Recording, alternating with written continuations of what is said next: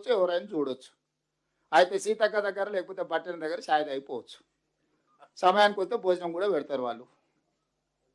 ఎవరిని ఈ గేట్లు ఎప్పుడైనా మూసిండ్రా? ఈ డిసెంబర్ 7, 2023 తర్వాత ఎవరైనా వస్తపోతే చూడారు ఎప్పుడైనా గేట్ బంద్ అయిందా? ఆ రోజు గద్దరాన్ని వస్తే గాడ బయట గంటల కొద్ది ఎండ కూర్చోబెట్టారు. మనం వచ్చిన తర్వాత ఇది ఎప్పుడైనా మూత పడ్డదా? నిత్యాన్నదానం జరిగినట్టు ఇక్కడ అందరూ వచ్చిపోతానే ఉన్నారు కదా, చిన్నది పెద్దది ఏదున్నా ప్రజలకు ఏ రకంగా వాడుకుని ఆయన ఉద్దేశం ఏ ఉద్దేశంతో కట్టినా ప్రజలకు ఉపయోగపడేది ఉంటే ఆ ఉద్దేశాన్ని మార్చినాం తప్ప వినియోగాన్ని ఆపలేదే. నిజంగానే ఇయ్యాల మేడిగడ్డ అన్నారం సుందిల్లా ప్రజలకు ఉపయోగపడేది ఉంటే రాత్రి బోవల్నాడు పోయి కూర్చొని చేపించి వినియోగించే వాళ్ళము. నిజంగా ఏమి చెయ్యలేని నిస్సహాయ పరిస్థితులు ఉన్నాము, అసహనంగా ఉన్నాము, బాధ కోపం కూడా ఉంది. 1,00,000 కోట్లు పెట్టింది, ఇట్లా అయిపోయింది. నేరగాళ్ళని శిక్షించలేకపోతున్నాం, దీన్ని వినియోగించలేకపోతున్నాం. అధికారం వచ్చి 30 నెలలు అయింది. ప్రజలందరూ వీళ్ళని ఉరిదీయాలని కోరుకుంటే నియమ నిబంధనలు అడ్డం వస్తున్నాయి అని మేము అనుకుంటున్నాము. కమిషన్ ఇచ్చిన report as where it is మన గవర్నమెంట్ ఆఫ్ ఇండియా సిబిఐకి అంతకుముందు కేంద్ర మంత్రి గారు అన్నారు, మాకు అప్పయ్యపురం 48 గంటలలో అందరిని లోపలేస్తామని. ఎన్ని రోజులు అయింది ఇచ్చి? డేట్ కూడా చెప్తా మళ్ళీ. అదేందుకు ఇంకా ఈ కొంచెం ఆపేది. 2025 జూలై 31 జ్యుడిషియల్ కమిషన్ 645 పేజీల నివేదికను రాష్ట్ర ప్రభుత్వానికి సమర్పించింది. 2025 ఆగస్టు 31 అసెంబ్లీలో ఈ నివేదికపై చర్చ జరిగింది. అదే రోజున మేడిగడ్డ అన్నారం సుందిల బ్యారేజ్ల నిర్మాణంలో అవకతవకలు, అవినీతి ఆరోపణలే విచారణకు సిబిఐకి అప్పగించాం. 2025 సెప్టెంబర్ 1వ తేదీన ఈ కేసును సిబిఐకి అప్పగిస్తూ జీవో నెంబర్ 104 రాష్ట్ర ప్రభుత్వం జారీ చేసి మొత్తం ఇచ్చింది. సెప్టెంబర్ పోయి మళ్ళీ సెప్టెంబర్ రానికి వస్తుంది.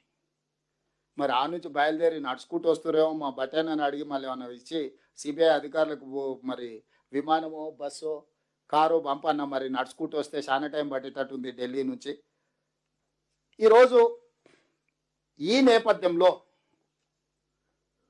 ఎదురుదాడి చేసి పాత అన్నీ మర్చిపోయినరు, మళ్ళీ కొత్త రాగం తీయాలని కొత్త రాగం ఫస్ట్ పిల్లలతో తీపిస్తున్నాడు.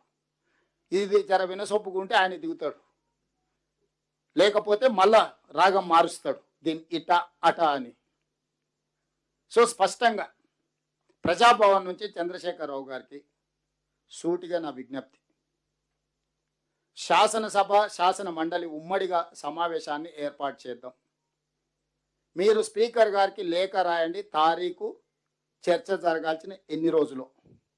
మేము కూడా ప్రభుత్వం నుంచి లేఖ ఇచ్చి చర్చ పెట్టిద్దాం. ఏ మాత్రం కూడా మీ గౌరవానికి, మీ మర్యాదకు, మీ చర్చకు అడ్డు రాకుండా సభను సజావుగా నడిపించే విధంగా మా లెజిస్లేటివ్ అఫేర్స్ మినిస్టర్ మిత్రులు శ్రీధర్ బాబు గారు బాధ్యత తీసుకుంటారు. నేను వారికి సహకరిస్తాను. నేను స్పీకర్ గారిని కూడా విజ్ఞప్తి చేస్తాను, హౌస్ను ఆర్డర్లో పెట్టి చంద్రశేఖరరావు గారు ఏ ఉద్దేశంతో ఏ విధానంతో, స్పీకర్ సార్ కూడా ఇక్కడ ఉన్నారు, వారికి కూడా నేను విజ్ఞప్తి సార్. ఆయన సీనియర్ లెజిస్లేటర్, 10 years చీఫ్ మినిస్టర్గా పనిచేశారు, 9.5 years. ఆయన గౌరవానికి ఆయన మర్యాదకు భంగం కలగకుండా ఎవరైనా భంగం కలిగించేటట్టు వాళ్ళ పట్ల మీరు కఠినంగా చర్యలు తీసుకోండి. వాళ్ళ సభలో నుంచి బయట కూర్చోబెట్టండి. వారు ఏమేమి మాట్లాడుతారో మొత్తం చెప్పమని ఉండ్రి. నిజంగానే నిపుణుల కంటే మేధావిగా చంద్రశేఖరరావు గారు ఏదైనా సూచన చేస్తే డెఫినెట్గా ఈ ప్రభుత్వం అడాప్ట్ చేసుకుంటుంది. మాకు కావాల్సిందే అది కదా. ఇన్ని ఎక్స్పర్ట్స్ కమిటీలను, ఇన్ని ఎక్స్పర్ట్ ఏజెన్సీలను ఎందుకు ఎంగేజ్ చేస్తున్నాం విత్ ఫీ? జరిగిన తప్పిదాన్ని సరిదిద్దుకోవడానికి. సరిదిద్దడం ఇంకో పెద్ద తప్పుగా మారింది అనుకో, అది అత్యంత ప్రమాదకరంగా మారుతుంది. సరిదిద్దే ముసుగులో